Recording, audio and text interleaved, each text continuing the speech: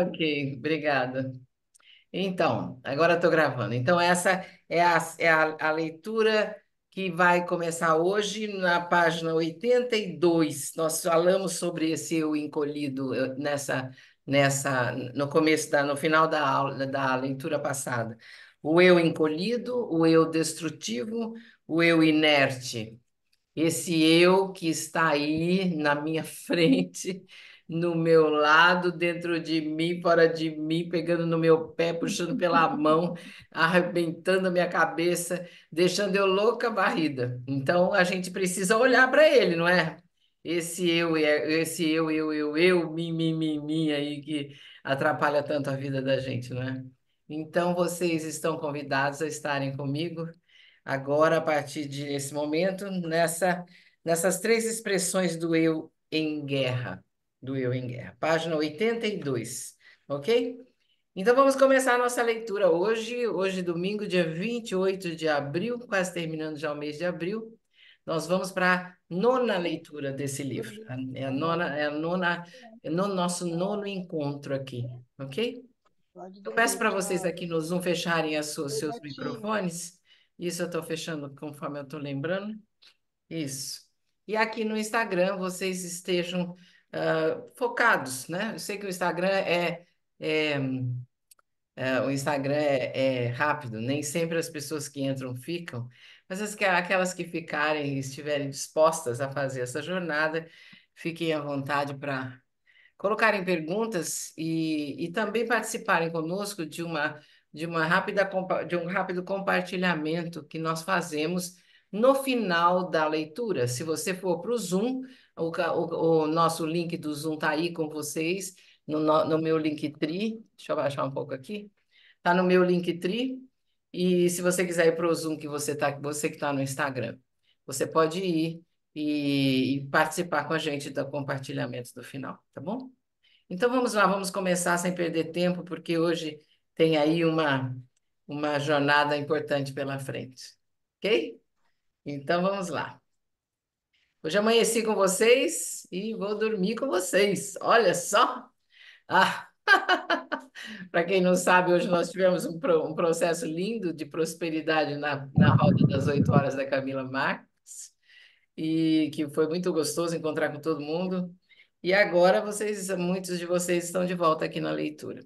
Então nós passamos o dia juntos e eu passei o dia inteiro assim pensando naquelas coisas que nós falamos hoje de manhã, que foi muito importante, né?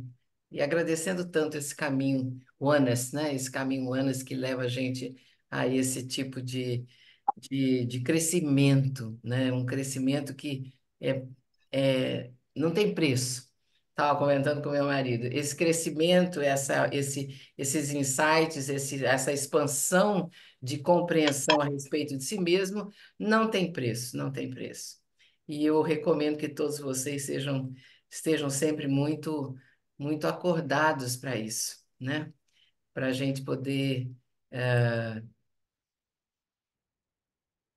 assim, prosseguir na vida em belos estados de ser, com muita liberdade, com muita alegria e com muita compreensão de si mesmo. Porque na medida que a gente compreende a gente mesmo, a gente compreende o outro. Na medida que a gente ama a si mesmo, a gente ama o outro. O nosso termômetro é nós mesmos, né? O nosso termômetro se chama si mesmo. E aí você olha para ele, e daí você pode olhar para o outro, olhar para fora. Antes de olhar para ele, para aqui dentro, você não, tudo que você falar a respeito de lá de fora, não vai ter muita, não vai fazer muito sentido. E vai ser uma luta. Cada relacionamento vai ser uma luta. Então vamos lá. Fechem os olhos direitinho, bota as duas mãos sobre o livro. Hum, isso, em silêncio. Faça aí silêncio no seu lugar aí, no seu espaço. Abaixa os cílios, os olhos, fecha os olhos e deixa que tudo se assente. O barulho do domingo, as coisas que nós fizemos, a mente que pensou tantos pensamentos, não é? Faça respirações longas Inspira, um, dois, três, e expira.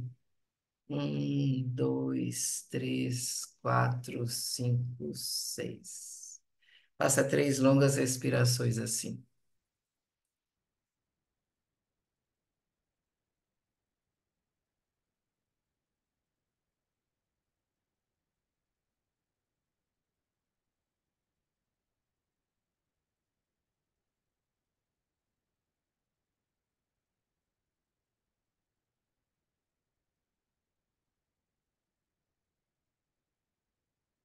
Vá adentrando o seu coração espiritual, centro do seu ser, devagar, e nesse núcleo de silêncio. E aí você coloca uma intenção, deseja, mais do que um desejo, porque o desejo passa rapidamente, mas a intenção arrasta a gente, é poderosa, ela leva você. Então, que a intenção, coloca essa intenção de que cada ensinamento, toda a leitura, tudo que você ouvir, os ensinamentos que chegarem, os insights que vierem a respeito da sua vida e a clareza que você alcançar se torne realmente experiência para você. Se torne a sua verdade, a experiência vivida para você no seu dia a dia. Dessa forma, você vai fluir mais livremente no seu caminho.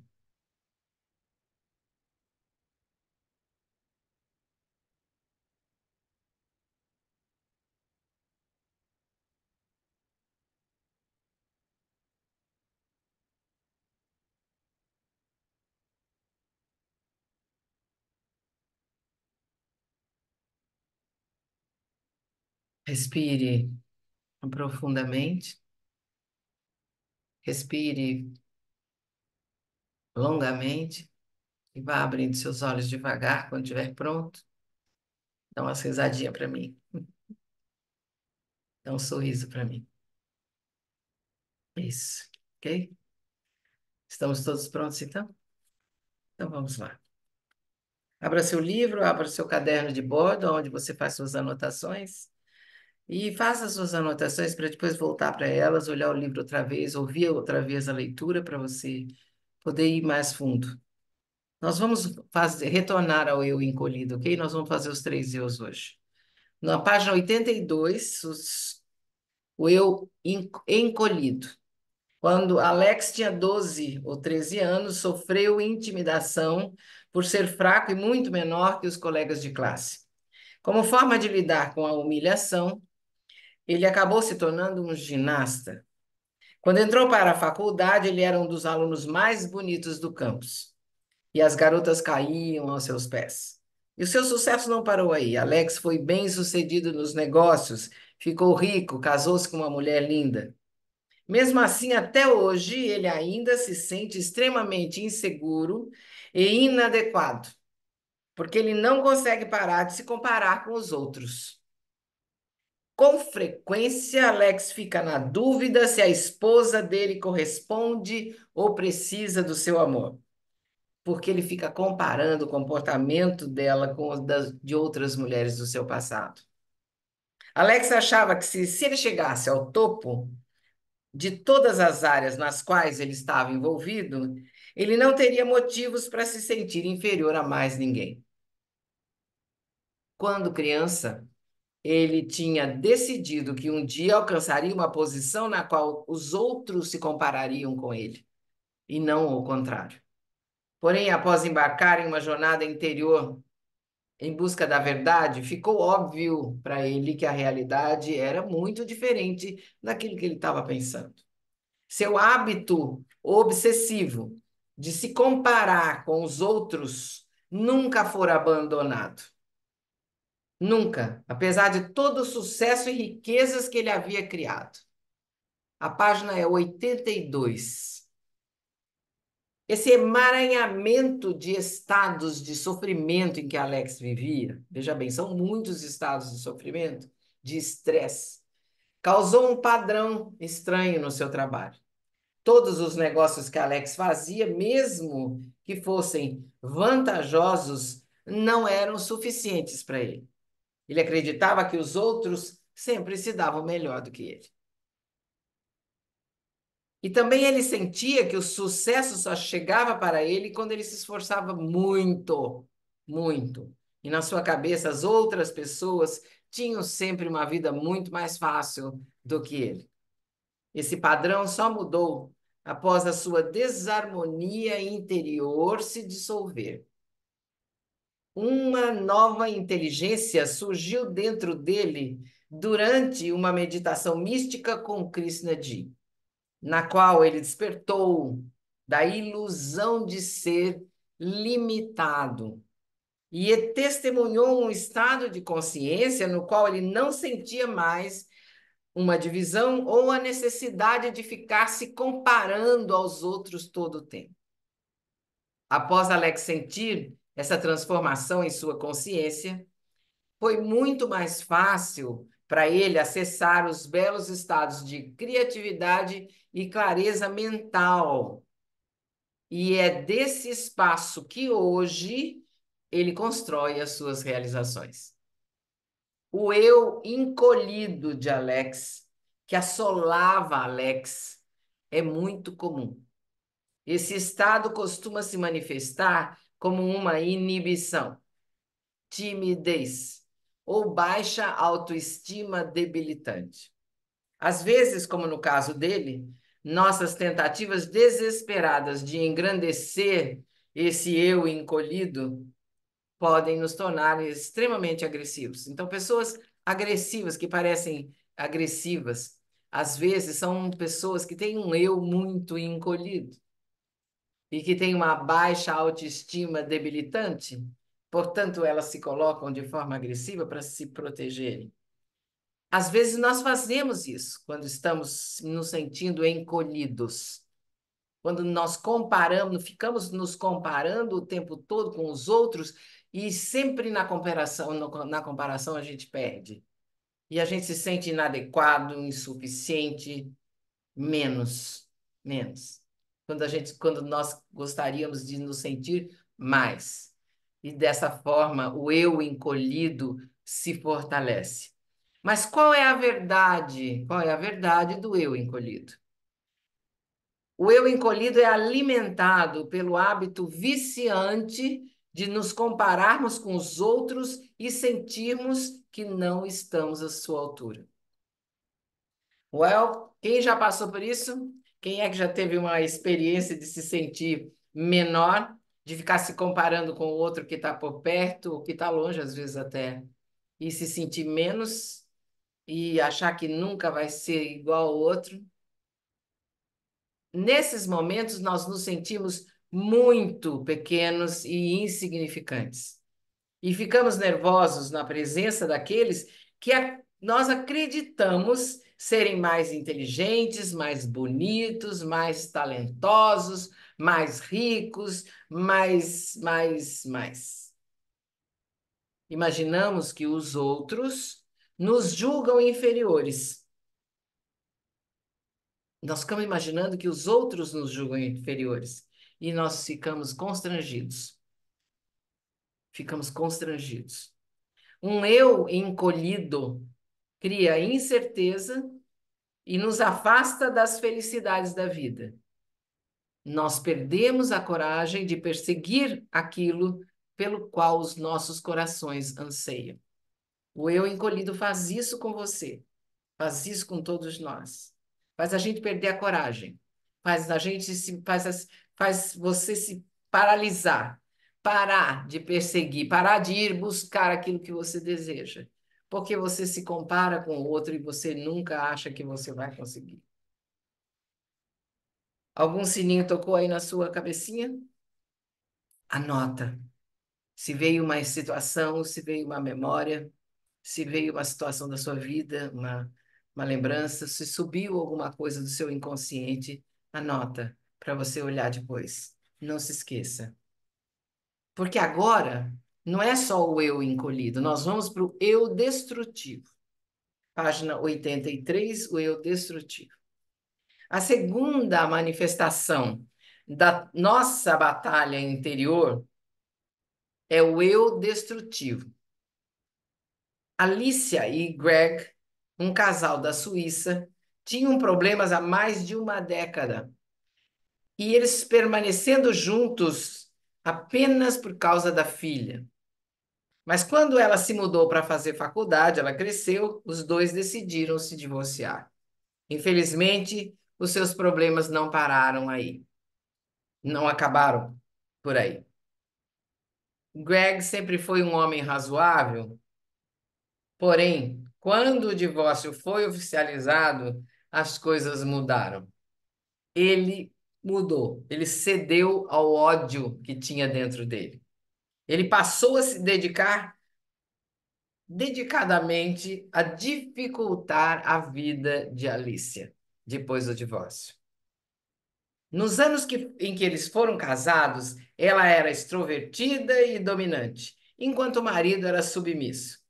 E parecia que a separação o libertara para soltar anos de raiva e agressão reprimidas. Depois do divórcio, ele soltou, soltou a macaca, não foi? Veja bem, nos anos em que eles foram casados, ela era extrovertida e dominante, e ele era submisso. Ele vivia comparando a sua vida familiar desagradável e disfuncional com um ideal de como as coisas deveriam ter acontecido e culpando a esposa por sua infelicidade. Olha, é importante isso. A gente pode passar batido aqui, mas preste atenção. Ele vivia comparando a sua vida disfuncional com a esposa com um ideal de como as coisas deveriam ser, de como o casamento deveria ter acontecido. Ele vivia comparando com esse ideal. E aí ele culpava a esposa dele por sua infelicidade. Greg era bem educado e financeiramente independente. Podia ter uma vida tranquila, mas ele acabou obcecado, se tornando obcecado por acertar as contas do passado. Quando cedemos, veja bem, quando nós cedemos a esse eu destrutivo, nós nos tornamos emocionalmente desequilibrados, impulsivos e voláteis, instáveis. Um eu destrutivo pode se manifestar como perfeccionismo, ambição excessiva e até crueldade, ou vício em prazeres, hábitos desagradáveis de trabalho. Veja bem, como que esse eu destrutivo pode se manifestar na nossa vida? Como perfeccionismo, aquela pessoa que obceca a respeito de perfeição. Pode se tornar ambiciosamente obsessivo, excessivamente ambicioso, até cruel, ou então viciado em prazeres ou hábitos desagradáveis. Ou então ele pode se viciar em trabalho, se tornar um workaholic. Isso são expressões, manifestações de eu destrutivos. A partir desse estado do eu destrutivo, encaramos os outros como competidores ou como inimigos. Dominá-los ou mostrar nosso poder se torna muito mais importante do que o nosso próprio crescimento e bem-estar. Transformamos amigos e famílias em adversários. Acabamos nos tornando duros e insensíveis e encontramos poucas pessoas que podemos chamar de nossas. E isso nos faz formar relacionamentos doentios. A motivação, veja bem, a motivação do eu destrutivo é o hábito viciante de comparar as nossas vidas reais com o que achamos que deveria ter sido, com o ideal de como deveria ter sido. Veja bem, o eu encolhido é aquele eu que se compara com os outros e se sente inferior, que não está à altura, insuficiente, inadequado, constrangido. O eu destrutivo é aquele que tem o hábito viciante, está viciado em comparar as suas vidas reais, como elas são, com o que ele achar, com o que ele acha que deveria ter sido, com um ideal. Mas não apenas compararmos. Nós também, nesse hábito viciante de comparar as nossas vidas reais com o que nós achamos que deveria ter sido, nós culpamos o outro por essa realidade irritante que é a vida da gente, nesse caso. Então a vida se torna uma guerra. Tem vários filmes sobre isso, não tem? Filmes de casais que se matam quase, né? Eu estou falando de filmes, né? Mas aí na realidade também tem coisas que você conhece. E alguma coisa pode ter, em algum nível, acontecido dessa forma na sua vida. Você se comparar a vida que você está levando com um ideal. Podia ter sido assim. Você tem um ideal que você nunca alcança e fica comparando o tempo inteiro, se vicia nessa comparação e está sempre culpando o outro por aquela a vida irritante que você considera que leva. E então a vida se torna uma guerra. Presta atenção, esse é o eu destrutivo, porque tem outro. Tem o eu inerte. Nós chamamos a terceira manifestação da nossa batalha interna de o eu inerte. Por toda a vida, Beth se comparou com as irmãs, sempre se considerando inferior a elas. Ela inferior a elas. Ela não era tão bonita quanto as outras irmãs, e uma dificuldade de aprendizado fez com que ela não conseguisse alcançar o mesmo sucesso profissional que as irmãs desfrutavam.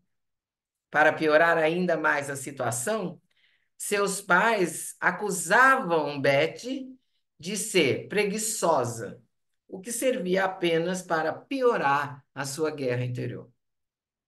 Assim, Beth entrou em um ciclo vicioso. Ela comia em excesso, ela não fazia exercícios e nem trabalhava. E ela perdeu a pouca confiança que já tivera um dia em si mesma. O pouco dinheiro que ela conseguia ganhar era gasto em investimentos imprudentes. Ela gastava mal o dinheiro dela. E sonhava e ficava sonhando com a vida que ela sabia que ela merecia, mas que parecia extremamente fora do seu alcance. Ela ficava sonhando com essa vida.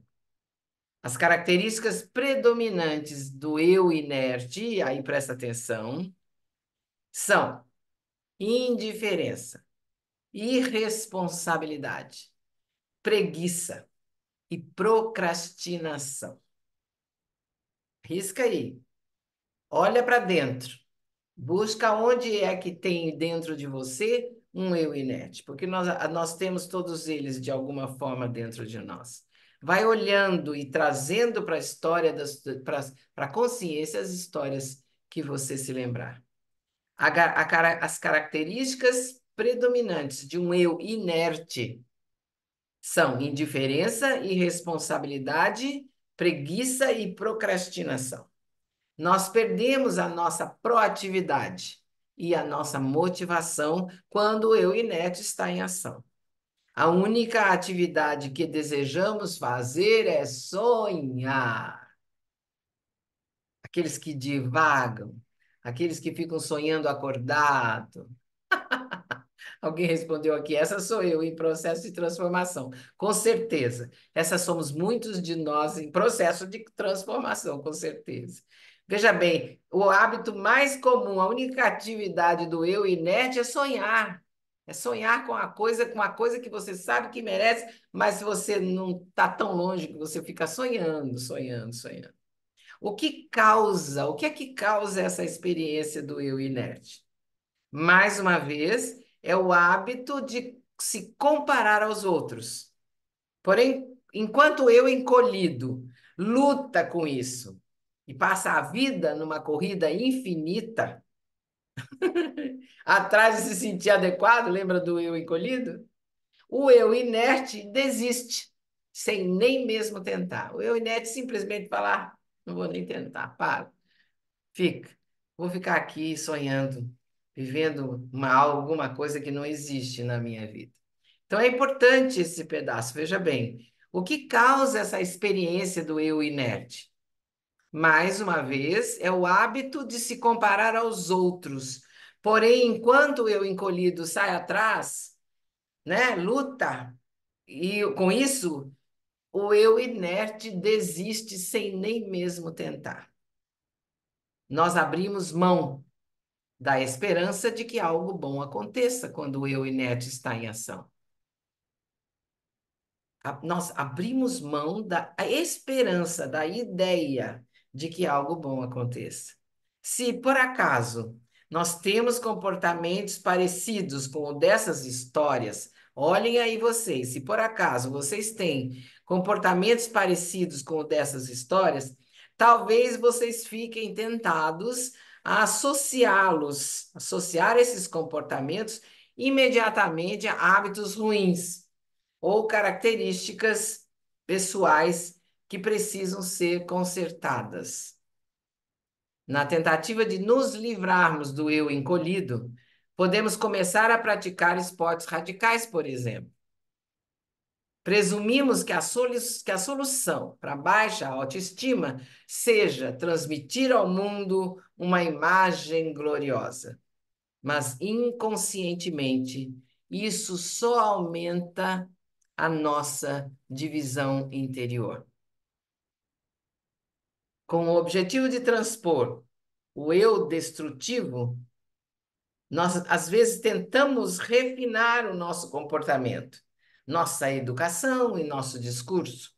Tentamos nos controlar, porque na realidade a gente quer matar o outro, a gente culpa o outro, né, no eu destrutivo, e nos acalmar. A gente tenta se controlar e tenta para se acalmar. Porém, acabamos trocando um vício pelo outro, sem resultados. E, finalmente, para nos libertarmos do estado de inércia, do eu inerte, fazemos esforços desesperados para nos arrastar até a academia, desintoxicar nossos corpos ou até limpar os nossos fígados, sem jamais lidar com a nossa consciência. Conhecem pessoas assim? Ou, eu conheço. Muitas vezes o eu inerte, o eu encolhido, o eu destrutivo nem tanto, mas pai, nossa, tive que lidar com eles e provavelmente vocês também tiveram que lidar com ele. Quantas vezes você viu dentro de você o eu inerte? Ele está aí agora, o eu encolhido, o eu destrutivo. Olha para dentro. Essas soluções que você pode buscar na tentativa de se livrar do eu encolhido, do eu destrutivo ou do eu inerte, elas são duradouras, essas soluções que você pode tomar? Como podemos nos transformar de verdade sem nos atentarmos à verdade de que esses são apenas sintomas de uma guerra interna mais profunda? Como podemos nos transformar de verdade, sem encarar a verdade de que esses eu inerte, eu destrutivo, eu encolhido são sintomas de uma guerra interna mais profunda.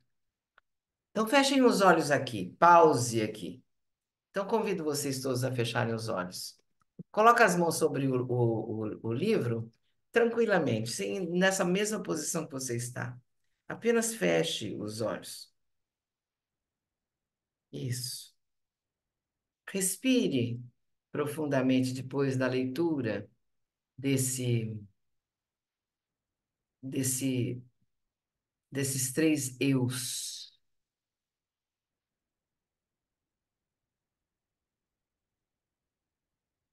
Respire com calma.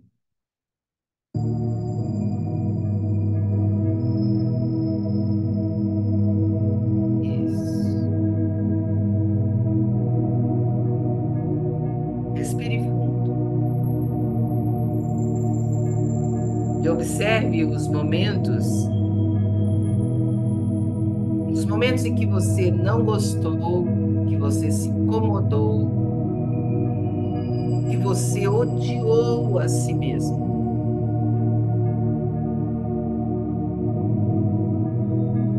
Traga para a consciência momentos em que você se incomodou com você mesmo, que você ficou com raiva de você.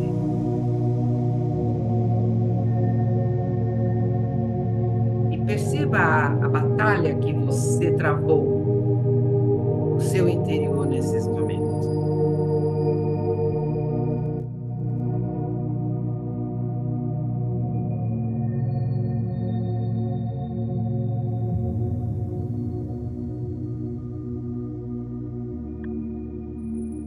E veja com toda a integridade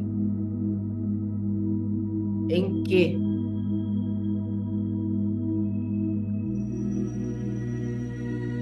em quais dos eus, encolhido, destrutivo ou inerte, a sua batalha interior transformou você.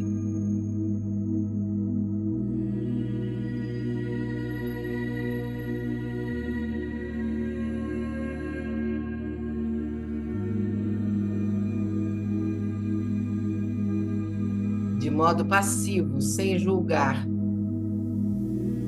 sem comentar, sem analisar. Apenas observe o impacto desses três eus na sua vida.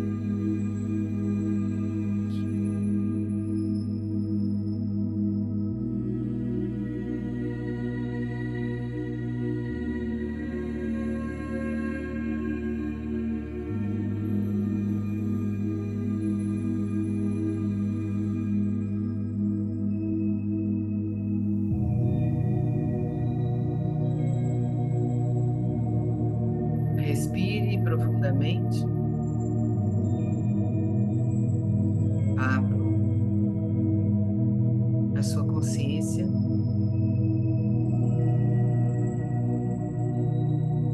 Isso. E abra os seus olhos devagar.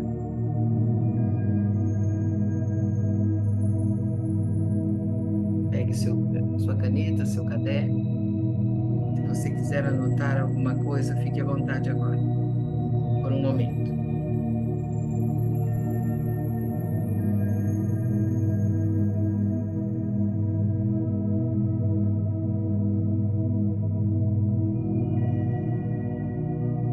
Ok?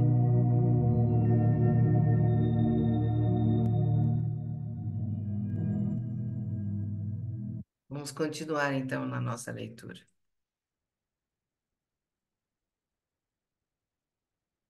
Página 86 agora. A busca pelo amor perdido. O grande imperador Mughal Akbar era conhecido por se deleitar com desafios e debates intelectualmente estimulantes com os seus ministros. Reza a lenda que certa vez ele propôs um desafio bem curioso aos seus ministros. O imperador pediu a eles que encontrassem o maior tolo do reino. Birbal, um ministro particularmente esperto, passou o dia inteiro revirando o reino, mas acabou de mãos vazias, sem encontrar o maior tolo do reino. Ao anoitecer, um Birbal cansado voltava para o imperador quando bateu os olhos em um homem que procurava por algo sob um poste aceso. O ministro se aproximou e perguntou o que esse homem buscava. Ao vê-lo em seus hobbies reais, o velho respondeu em um tom respeitoso que procurava pelas chaves que perdera. Apiedado, Birbal resolveu ajudá-lo. Após alguns minutos, ele perguntou ao homem onde exatamente ele perdera as chaves. O velho apontou para um canto escuro muito distante do lugar em que eles estavam.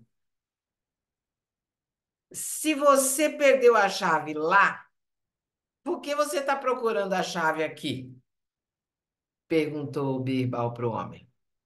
E ele respondeu: porque aqui está iluminado. Birbal sorriu, confiante de que ele havia completado a sua tarefa. Então ele voltou para o imperador, apresentou o tolo e ganhou a recompensa. E agora nós. Agora a gente volta para nós, tá? Com que frequência nós nos perguntamos por que nenhuma de nossas soluções externas trazem paz para a nossa guerra interior? Presta atenção nessa pergunta. Com que frequência nós perguntamos a nós mesmos por que as ações que nós tomamos no mundo externo não adiantam e nós continuamos ainda sem paz no nosso interior? É claro, o mundo está cheio de soluções rápidas que trazem estados gostosos, mas temporários. Porém, quando o próximo desafio surge, nós somos lançados de volta para o mesmo turbilhão de conflitos, julgamento e autodepreciação. Assim como o velho da história de Birbal, nós não conseguimos solucionar nossos problemas por não saber onde procurar pelas respostas. Mesmo quando estamos dispostos a olhar para dentro, nós tentamos resolver os estados de sofrimento na ponta da espada. Nós nos culpamos por nossas restrições, por nossa autoconfiança falha, por nossas inseguranças. Nós ficamos com raiva da gente mesmo. Mas e se elas forem meras manifestações de algo mais profundo?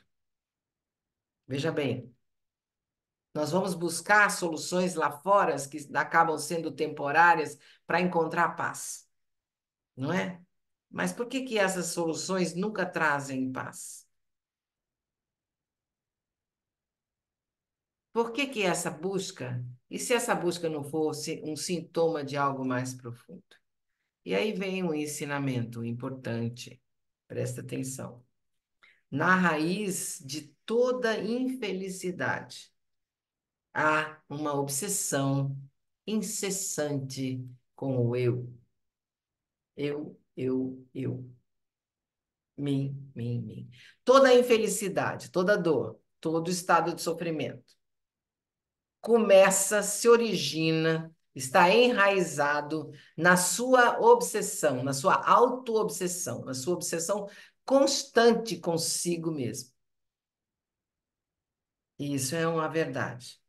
Quando compartilhamos essa percepção intensa e transformadora com as pessoas, costumamos encontrar uma resistência imediata.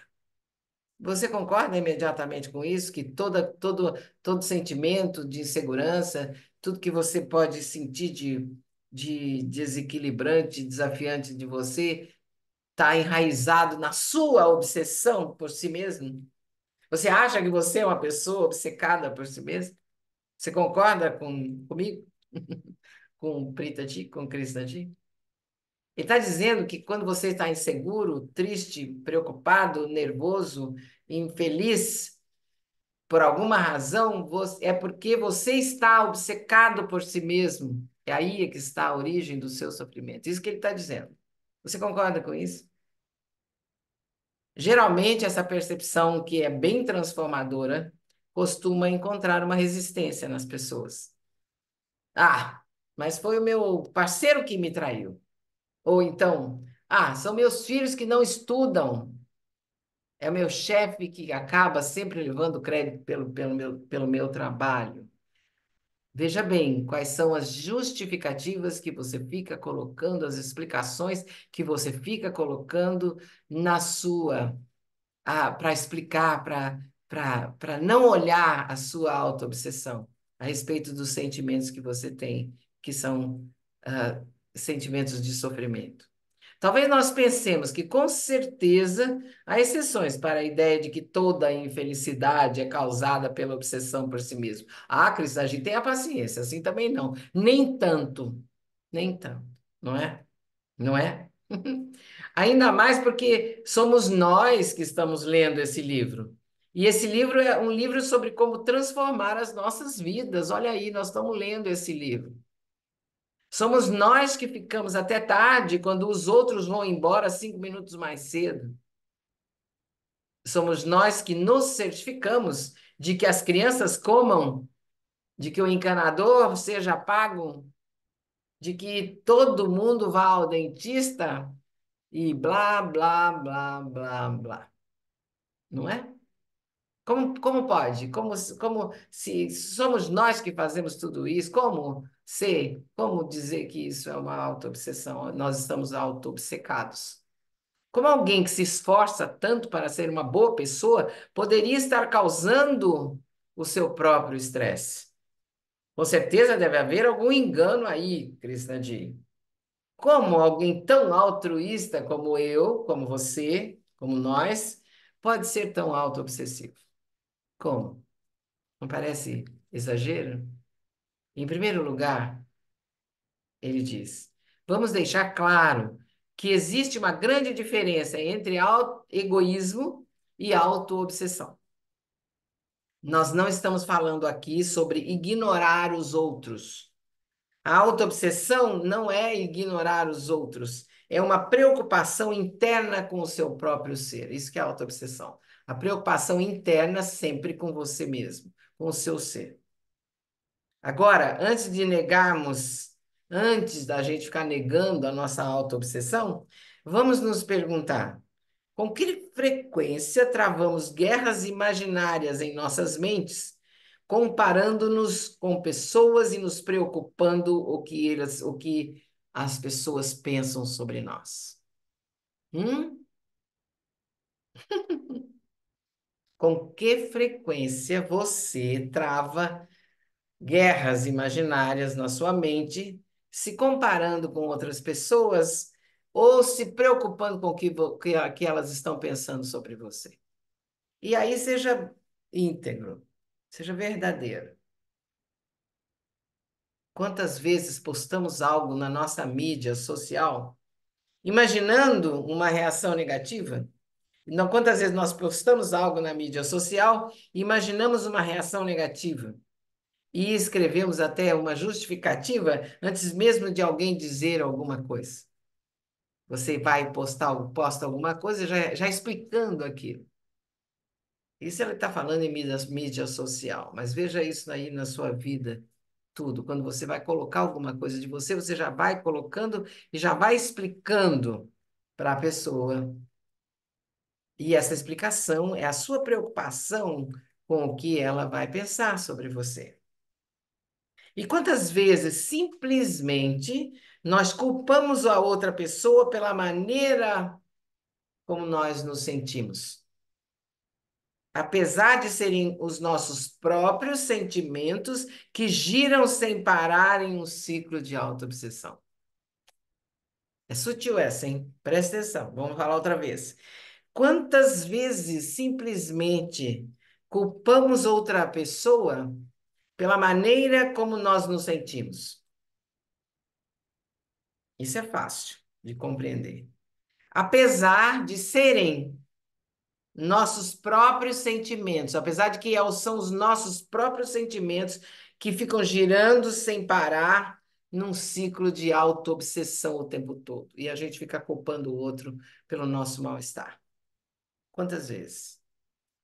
E não podemos nos esquecer de que esse estado de autopreocupação é a base de toda infelicidade e guerra interior.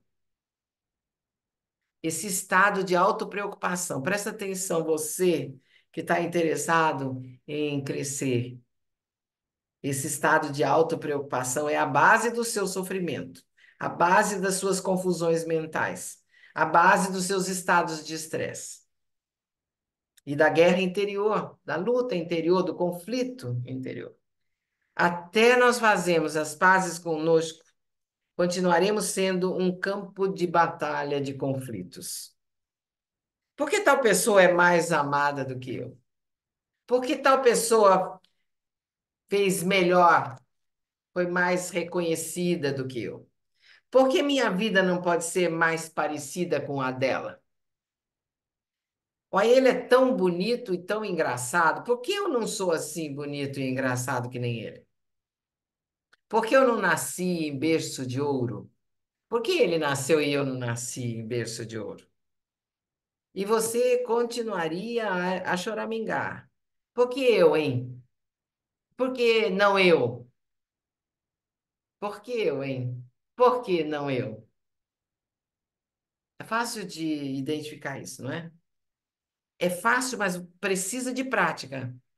É fácil, mas é sutil. Você precisa de colocar atenção. A Márcia está dando risada. Você tem que prestar atenção em você enquanto você está conversando, você está vivendo sua vida e olhar você para dentro e ver como que isso funciona em você. É fácil de perceber, mas precisa de prática. E você tem que praticar essa autoobservação para você perceber a sua autoobsessão. A sua autopreocupação. Não é egoísmo, já disse que não é egoísmo. Não é o fato de você não se ligar com as outras pessoas. Não, você, não é que você até liga, você até se importa com os outros. Só que você está sempre preocupado, no fundo, com você mesmo. E isso precisa de ser muito bem visto. Por isso que precisa de prática. E haja prática, hein? Haja prática, porque não é fácil olhar para si mesmo. Hoje mesmo, hoje mesmo nós, no processo de prosperidade que nós fizemos, né? A pergunta foi assim: você já viu como você reclama o tempo inteiro? Com a sua mente, a reclamona? Em cada conversa, uma pessoa faz uma reclamação em cada 3 minutos.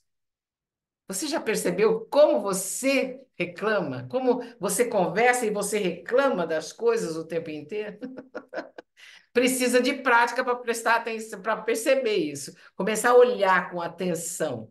É sutil, mas é verdade. É aquilo que você, é o seu hábito viciante de olhar para si mesmo o tempo todo, porque em cada reclamação, em cada choramingo que você faz, você só está pensando em você mesmo. Por mais que pareça que você seja o cara, a pessoa altruísta e preocupada com os outros. Não é ruim, não, nós não estamos dizendo que é ruim, não, não é, não é ruim isso. Ninguém está julgando mal. Só estamos olhando, é só para olhar. Olha aí, olha esse ladrão roubando a sua energia de quem você é. Olha isso, olha, é só olhar, olha. Presta atenção, coloca a atenção pausada, tranquila, sem julgamento. É você, isso é você. Acontece que a nossa batalha interior não tem nenhuma ligação com situações externas. O fato de você não ser tão alto quanto o seu pai, ou tão bem-sucedido quanto seu colega de quarto da faculdade, esses são fatos da vida, nem bons e nem ruins, são fatos. Fatos são neutros. Fatos não são nem bons nem ruins, são o que é. Fatos são neutros. Isso são fatos, fatos. O cara é mais rico do que eu, ela é mais esperta, o meu pai é mais alto do que eu, minha irmã é mais gorda do que eu, minha casa é diferente da outra. Entendeu? Isso são fatos, não é nem bom e nem ruim. E tais fatos podem causar inconvenientes ou dificuldades, mas sempre é possível encontrar soluções para esse tipo de problema externo, se for um problema externo. Problemas externos têm solução, né? A gente viu lá, acho que a gente já viu lá na frente a diferença entre sofrimento e problema, não é? Não foi? Problemas são externos, sofrimento é interno, não é? Ora, é claro que não estamos negando que todos nós passamos por desafios com diferentes graus de intensidade. Claro, todo mundo passa. O tempo que passamos em nossos corpos aqui é limitado, é um tempo limitado. Nós não temos a garantia de uma saúde perfeita ou de uma família amorosa. Para muita gente nesse planeta, a vida não é fácil e nem é calma. Talvez para a maioria, não é? Porém, quando jogamos um redemoinho de autoobsessão em cima delas, em cima das dificuldades do cotidiano, nós nos tornamos fixados na injustiça da vida. Nossa mente faz com que tudo, nossos corpos, nosso cotidiano, nosso mundo, pareça incompleto ou pareça feio. Começamos a sofrer de um senso exagerado e doloroso de injustiça, como se o universo nos negasse tudo de propósito. E reclamamos, olha aí a reclamação. Como podemos viver em paz com tudo isso que nos acontece? Fala para mim. Quantas vezes você escutou essa frase esse ano? Só vou contar, só esse ano. Como é que a gente pode viver em paz com o mundo do jeito que está? Como é que a gente pode viver feliz com o mundo do jeito que está? Como é que eu posso ter sucesso com o mundo do jeito que está? Como é que eu posso ganhar dinheiro com a situação política como é que está, econômica? Veja bem, isso nós não temos essa garantia, certo? Mas, e para muita gente nesse planeta, a vida não é fácil e não é calma. Só que quando nós jogamos a autoobsessão em cima dessas dificuldades do cotidiano, nós ficamos fixados na injustiça da vida. E a nossa mente faz com que tudo pareça feio e incompleto. Começamos a sofrer de um senso exagerado e doloroso de injustiça, como se o universo nos negasse tudo de propósito. E reclamamos: como podemos viver em paz com tudo isso que nos acontece? Será que você já não percebeu que em tais estados de sofrimento os problemas e o caos só aumentam? Pô, não vem nada sozinho, né? Quando começa a vir, vem tudo junto. A gente não fala isso? Vem uma coisa, vem outra, vem outra. Essa semana foi só um desastre. Bati o pé, quebrei, machuquei a cabeça, bati o carro, aconteceu isso, aconteceu. Tudo vem junto. O caos só aumenta. Quando a obsessão por nós mesmos toma o controle, questões atuais da vida permanecerão sem solução. Nós desenvolvemos uma mente eternamente insegura, que facilmente percebe insultos ou desrespeito, mesmo quando não há nenhum, nenhum, não tem nada, não tem insulto, não tem desrespeito, e a sua mente fica achando, sentindo, percebendo coisas que não existem. Ficamos desgostosos com quem somos. Ave Maria. E nos tornamos obcecados com a imagem de quem nós deveríamos ser, quem nós gostaríamos de ser. A gente fica obcecado com aquilo que a gente gostaria de ser, com aquela imagem que você gostaria de passar para o mundo. Você obceca nela. Em uma tentativa desesperada de sobreviver psicologicamente, nós tentamos nos enquadrar nos padrões de outras pessoas e ganhar a sua atenção. E a gente faz isso em âmbito grande, pequeno, médio, de todos os tamanhos, de todos os tipos. Acabamos nos tornando pessoas que usam muitas máscaras, enquanto o poder verdadeiro do belo estado de consciência nos ilude. Aí você fala assim: não, eu estou num belo estado hoje. Mentira. Falso. Verdadeiro ou falso? Falso. Não é? Não é isso? Ah, eu tô bonita, boto um batom, uma roupinha, fico belezinha, tudo alegrinha. Fala assim, nossa, como você tá feliz hoje. Ah, eu tô feliz. Falso. Porque só você sabe que isso não é verdade. Você está iludida, iludido. Podemos até participar de conversas sobre amor próprio e como cuidar de nós mesmos. E às vezes a gente até vira mestre nisso. Mas com frequência nos agarramos a soluções superficiais que não lidam com o problema principal da autopreocupação obsessiva. E como podemos cuidar de nós mesmos de verdade? Puxa, se a gente é assim e eu estou vendo que, Ave Maria, eu sou assim mesmo também, de repente, tantas vezes que eu nem percebo, como é que nós podemos cuidar de nós mesmos de verdade quando permitimos que o nosso interior permaneça em um estado de sofrimento machucado e dolorido? A gente fica permitindo isso que aconteça o tempo todo. Como é que a gente vai lidar com a gente, com a verdade da gente, se a gente fica nesse estado o tempo todo? Quão autêntico é o nosso amor próprio quando viajamos para lugares bonitos, mas não fazemos nada para tirar férias do nosso falatório interior incessante? Que raio de amor próprio é esse? Pois nesse estado permanecemos perdidos e desconectados o tempo todo. E aí é impossível celebrar a vida, não tem graça. É impossível se celebrar a vida, né? Se você celebra, você é falso. Não é verdadeiro, é falso. Tem muita gente que é craque. Mas como? Como o amor próprio autêntico exige que nos afastemos da autoobsessão e entremos em um belo estado de ser. O amor próprio autêntico está falando assim, ó, você tem que sair da autoobsessão e entrar num belo estado de ser. Muda a chave. Mas como é que a gente faz isso?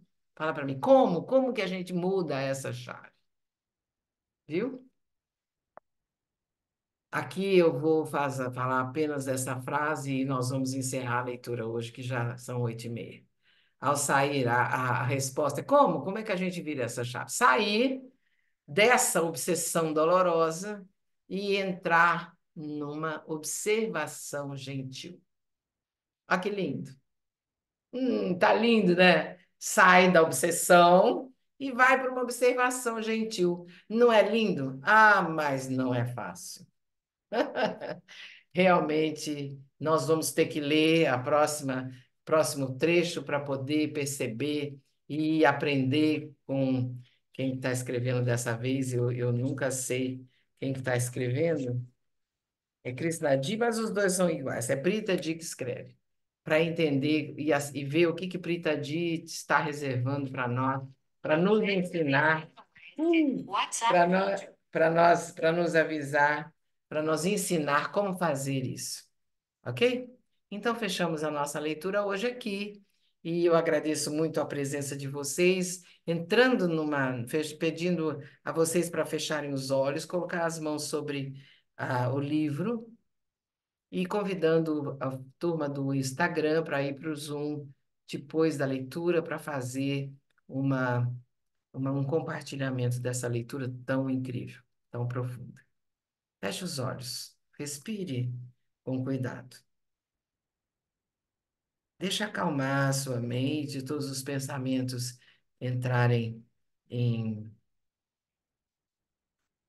num aquietamento, num bom aquietamento.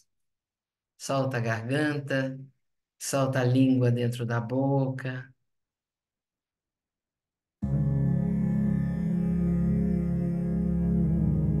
Coloca a sua atenção, coloca a sua consciência aqui no meio da sua testa, no chakra Agnya, no centro das sobrancelhas. Isso. E abre a sua consciência para receber a luz da Diksha. A Diksha é essa energia inteligente e tão maravilhosa que vem nos desculpe, nos facilitar para nós, nos ajudar a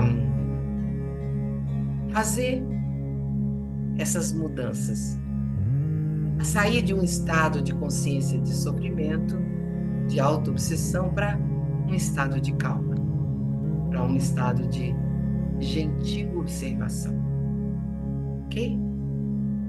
Então receba essa Diksha, é uma Diksha especial que ilumina, é uma energia que vai entrar pelo seu chakra da testa, do terceiro olho, e vai inundar você de luz, inundar a sua consciência com a luz da consciência, e encharca você de luz e de inteligência, de clareza sobre a sua jornada interior. Ok? Então vamos lá.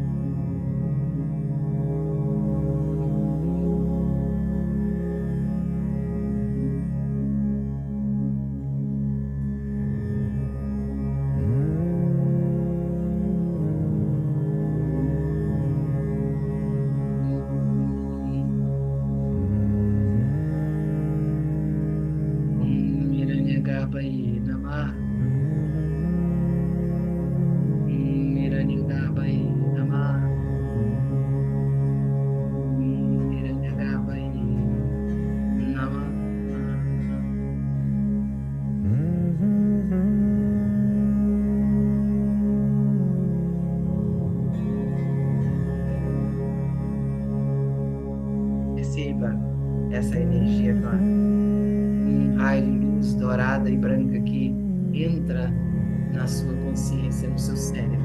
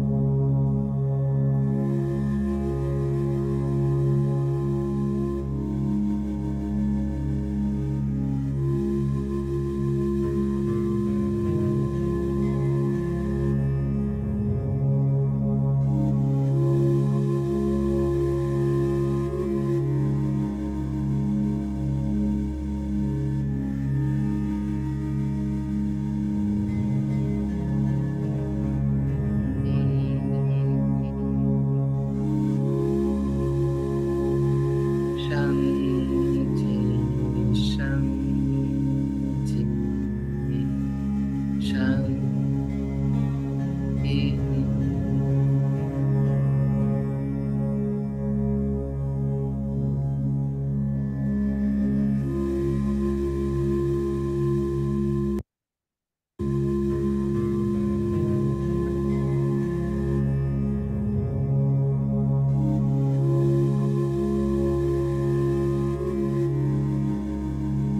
Respire profundamente.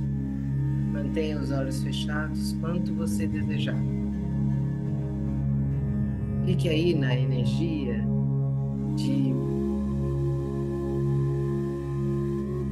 da consciência iluminada.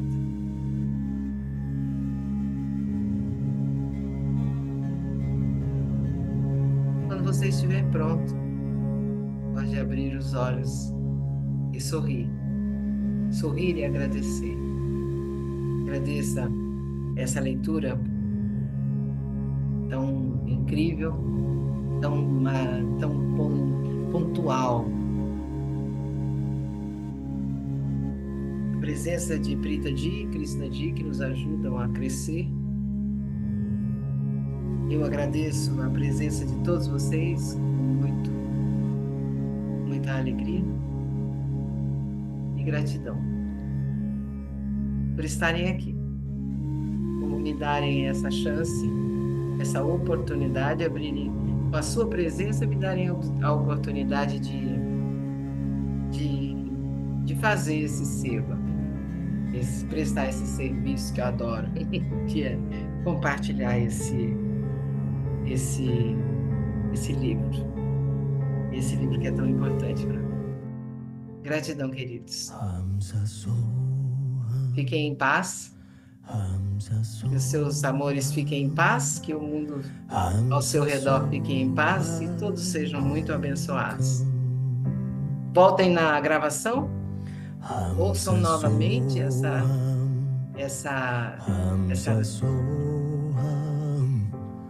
leitura, ouçam várias vezes, porque ela vai levar para vocês a compreensão, o entendimento alinhados sobre eles realmente. Um grande abraço. Namastê. Até domingo que vem. Nós continuamos aqui no Zoom, tá? The sunshine in the sky, the creation